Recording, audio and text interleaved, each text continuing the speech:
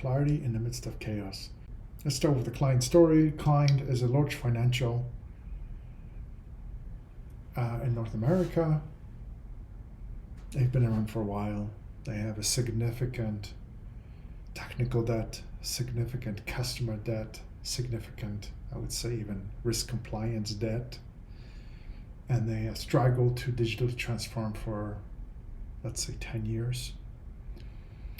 And during COVID, they've been afforded a certain level of openness for employees, as in there was less resistance to change.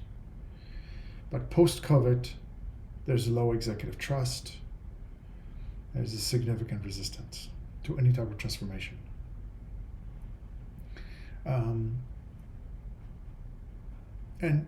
that may be common, maybe not common, depending in your organization how large, how complex it is, and type of leaders you have. So why post-COVID? Why is there this resistance is back, and why is the lack of trust?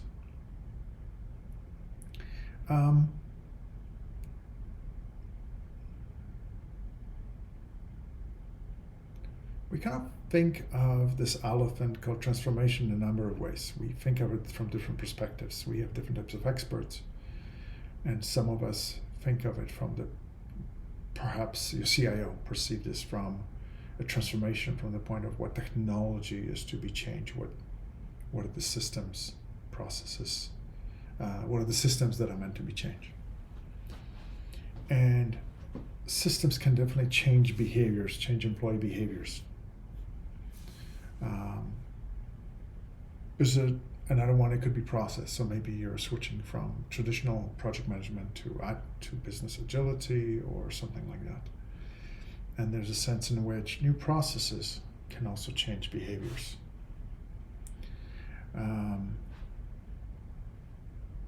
You may be also thinking that this is primarily a strategic change, that this is about how do you plan differently in a new competitive market, what strategic shifts do you do, could be product shifts.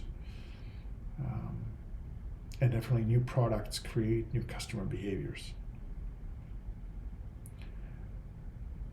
And I would dare say that the more complex dimension, the most complex dimension in any transformation is the human dimension. As in, if your employees are resisting change, then that's fundamentally something you have to fix before you implement new technology, new process, new strategy. I'm going to channel my David Snowden right now.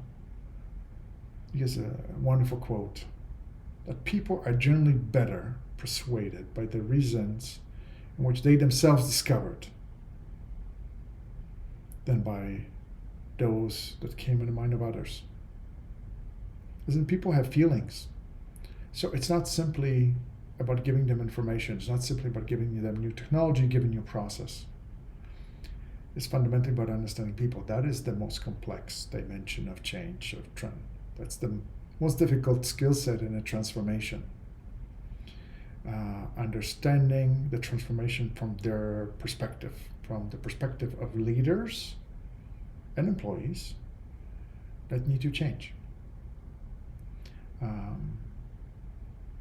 And that's why trust comes in, and that's why resistance comes in. And that's why this is more complicated. We wish that everything was a process of technology, but oftentimes it's not. And we wish that change was simple, but oftentimes it's not. It's ambiguous, requires time, requires capacity. The biggest advice I can give you here when it comes to resistance and these feelings of people is that your reason for change must warrant, must justify the level of disruption that these people are going to experience. And the way in which you communicate the reason for change has to be clearly understood by them. And it must be really close and relevant to what they care about. That's going to significantly impact your speed of change, your pace of change. Clarity in the midst of chaos.